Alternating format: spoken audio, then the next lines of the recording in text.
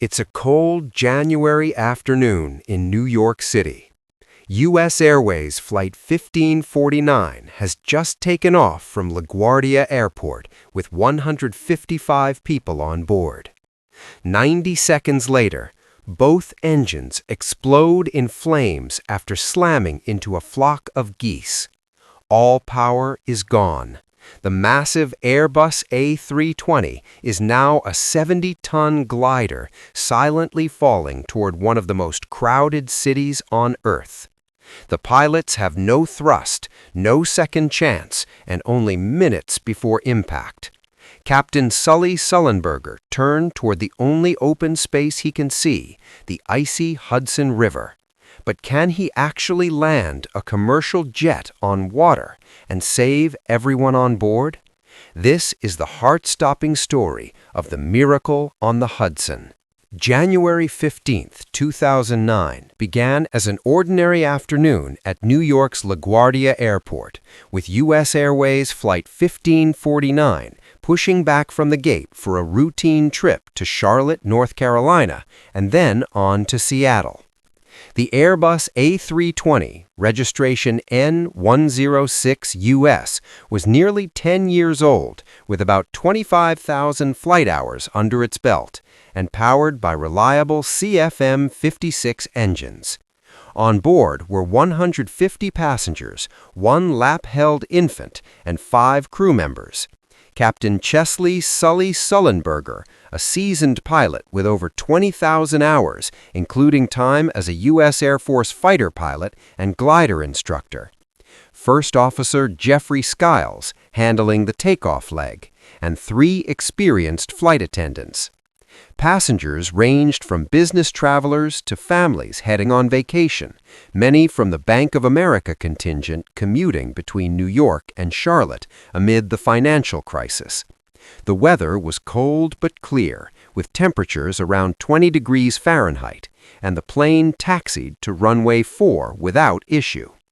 At 3:27 p.m., the A320 accelerated down the runway and lifted off smoothly, climbing toward the Bronx.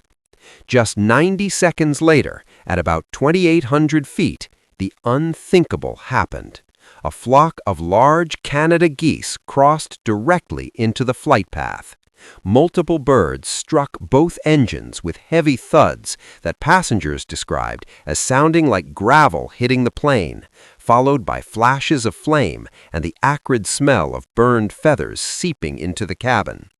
Both engines ingested several geese, each weighing 8 to 10 pounds, far beyond the certification standards for bird strikes at the time, and lost nearly all thrust almost instantly. The cockpit went from the normal roar of power to an eerie silence, broken only by wind noise.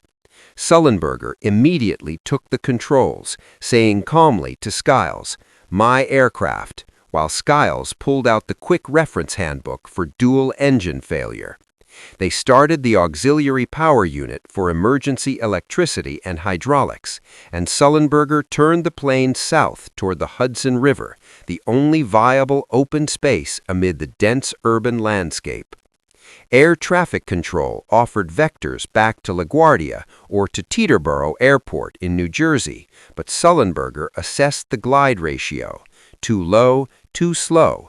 Turning back would risk stalling over populated areas, and replied, "We're unable. We may end up in the Hudson." In the cabin, flight attendants yelled, "Brace, brace," heads down, as passengers gripped seats and assumed crash positions. Many later recounted texting loved ones final messages or reflecting on their lives in those intense minutes. Sullenberger's voice came over the PA, "This is the captain. Brace for impact." He aimed for a smooth touchdown, tail first to absorb energy, maintaining the best glide speed despite no thrust. At 3:31 p.m., just 208 seconds after the bird strike, the A320 hit the frigid Hudson River near Midtown Manhattan at about 13 feet per second sink rate, much higher than ditching certification assumed, tearing open the rear fuselage and flooding the aft cabin quickly. The plane floated, however, thanks to its robust design and the crew's precise control. Doors were opened, overwing exits deployed slides that doubled as rafts, and passengers evacuated onto the wings in freezing conditions. Ferryboats, NY waterway vessels, Coast Guard, NYPD, and FDNY responders arrived within minutes, pulling everyone to safety in one of the fastest mass rescues in history. All 155 people survived, though 5 sustained serious injuries, including a flight attendant with a deep laceration, and many suffered hypothermia from the 36-degree water. The event instantly became known as the Miracle on the Hudson, a term coined by media and echoed by officials. The National Transportation Board conducted a 15-month investigation, releasing its final report in May 2010. It confirmed the probable cause as multiple large bird ingestions, leading to dual engine failure. Contributing factors included the Geese's size and the flight path intersecting migratory routes near LaGuardia. The report praised the crew's exemplary crew resource management, quick APU start, and ditching decision. Simulations later showed returning to an airport was impossible in real-time conditions. It issued 35 recommendations covering enhanced bird radar at airports, tougher engine certification for larger birds, better low-altitude dual failure checklists, improved ditching training, and more accessible life vests. The FAA and industry responded with wildlife management upgrades, including avian radar systems, habitat modification to deter geese, and aggressive dispersal techniques at major airports. Engine manufacturers strengthened designs, and airlines refined emergency procedures. Long-term, bird strikes remain a risk. Thousands occur yearly, but serious damaging events have declined due to these changes.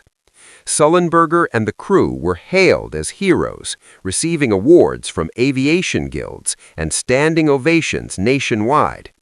Sullenberger advocated for safety improvements until his retirement in 2010. Passenger stories emerged of renewed appreciation for life. Some changed careers, mended relationships, or started foundations. The aircraft was recovered, studied, and now displayed at the Carolinas Aviation Museum in Charlotte. The 2016 film Sully, starring Tom Hanks, dramatized the event and post-incident scrutiny, ultimately affirming the crew's actions. 16 years later, annual reunions continue, reminding everyone of human skill triumphing over mechanical failure.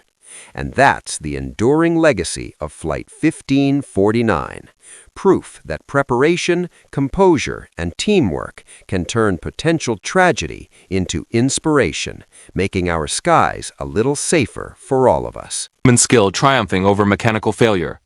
And that's the enduring legacy of Flight 1549, proof that preparation, composure, and teamwork can turn potential tragedy into inspiration, making our skies a little safer for all of us.